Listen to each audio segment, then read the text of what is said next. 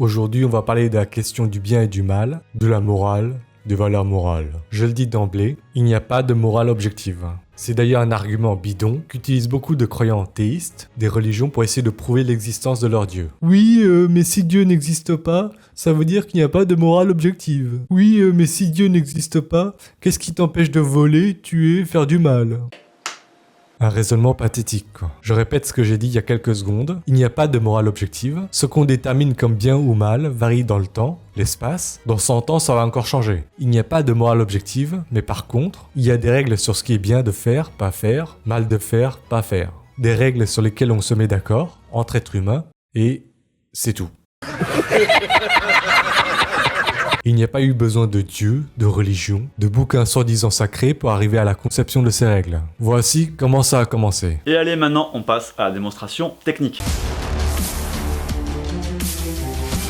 Tout d'abord, on a l'être humain, qui lorsqu'il est seul et sans outils, est très mal doté par rapport aux autres espèces. On ne court pas vite, on ne se cache pas super bien, on n'a pas de grosses griffes, grosses dents, de cornes, de carapaces, des trucs du genre pour se défendre. Ce qui a permis à l'être humain de dominer les autres espèces, en plus de l'utilisation d'outils, c'est surtout la coopération. Le fait de vivre à plusieurs, par dizaines, centaines, milliers, millions. Ensuite, il y a l'instinct de survie, la recherche de sentiments, émotions, sensations positives, la fuite de sentiments, émotions, sensations négatives. Pour soi, pour des gens proches de soi génétiquement, et au niveau des mœurs surtout. Pour vivre en groupe, il faut faire des compromis. Un seul mec ne peut pas monopoliser toutes les ressources sans provoquer l'envie, la jalousie des autres, donc se mettre en danger. Pour vivre en groupe, il faut aussi pouvoir se faire confiance, minimiser l'anxiété, donc on établit des règles. Le groupe punit le mec qui transgresse les règles, provoque de l'anxiété chez les autres membres, récompense celui qui réduit l'anxiété, la souffrance, apporte du bien-être au reste du groupe. Donner et créer, c'est le vrai amour.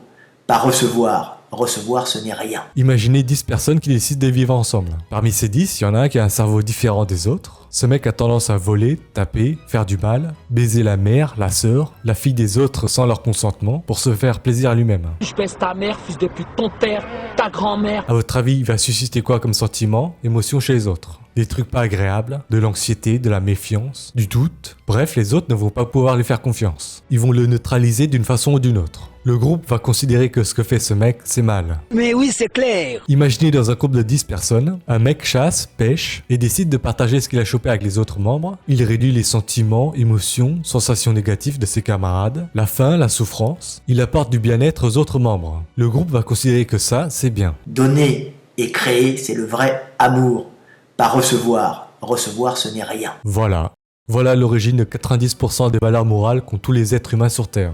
L'origine de 90% des règles qui font que les gens arrivent à vivre en groupe sans trop s'entretuer. Ne pas tuer, ne pas voler, ne pas faire de trucs sans le consentement de l'autre. Je t'attache les mains. La morale, réfléchir sur ce qui est bien ou mal, c'est simplement réfléchir à la souffrance ou le bien-être que génère telle ou telle décision et action du quotidien. En fait, c'est logique. Tout ce que je viens de dire là peut aussi être résumé par la règle d'or. Ne fais pas aux autres ce que t'aimerais pas qu'on te fasse, ou fais aux autres ce que t'aimerais qu'on te fasse, quoi. On retrouve le principe de la règle d'or dans tous les coins du monde, dans toutes les civilisations imaginables, dans toutes les cultures et religions, même celles qui se contredisent. Chez les monothéistes, chez les polythéistes, même là où il n'y a pas de religion, de divinité.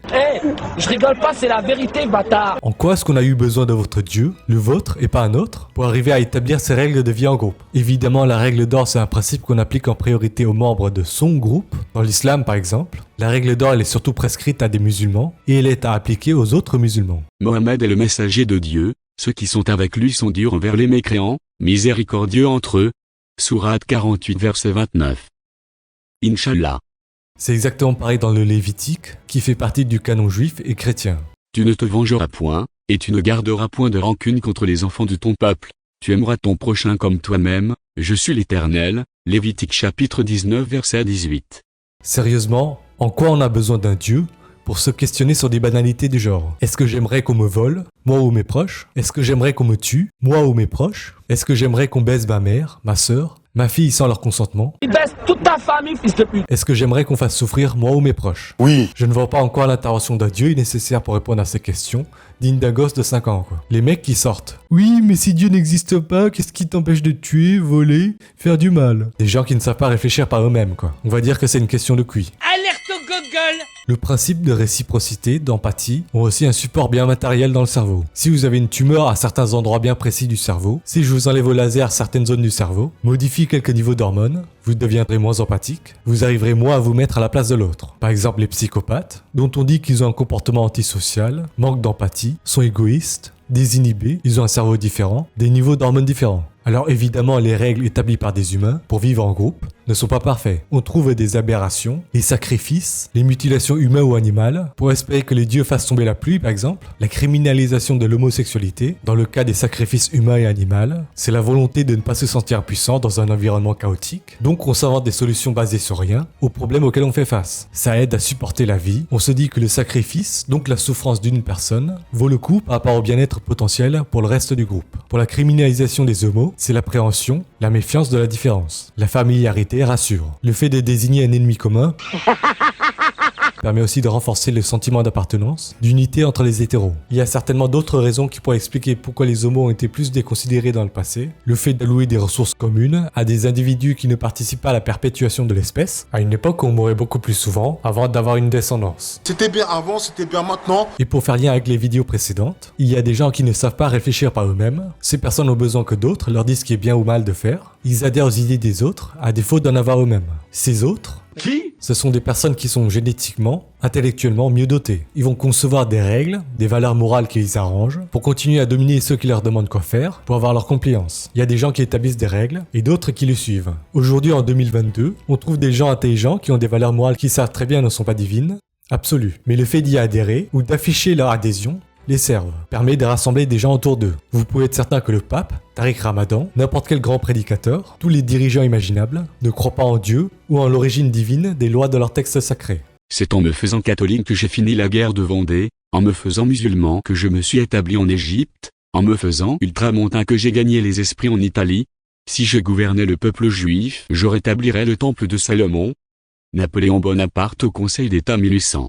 Parfois, ils établissent eux-mêmes leurs règles, des règles qui les arrangent, ils ont les valeurs qui les arrangent. Il y a aussi des youtubeurs et influenceurs qui font la promotion de valeurs et règles, qui ne suivent même pas eux-mêmes lorsqu'il n'y a pas de caméra. C'est juste un avatar d'internet.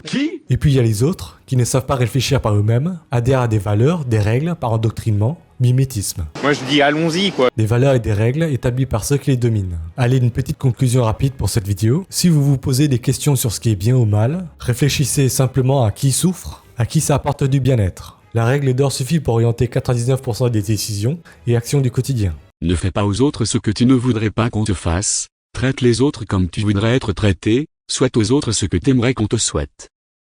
Pour le reste, les dilemmes du style le tramway, la voiture autonome, est-ce qu'il fallait confiner ou non, vous ne trouverez certainement pas de réponse argumentée et rationnelle dans les textes soi-disant sacrés.